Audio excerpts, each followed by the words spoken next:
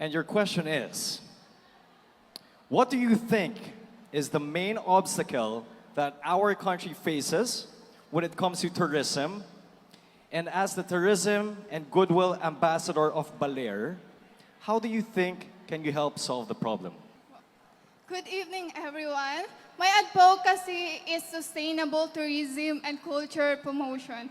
And I strongly believe that sustainable tourism and cultural promotion is a very crucial aspect of our responsibility towards to our municipality.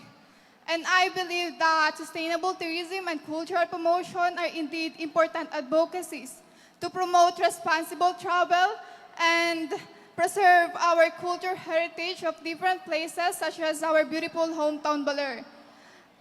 By raising awareness and educating the local community, tourists, and stakeholders about the benefits of tourism, I think responsible planning, resource management, and promote eco-friendly practices is a way that we can preserve our tourism. Thank you. Thank you very much, Issa. Thank you.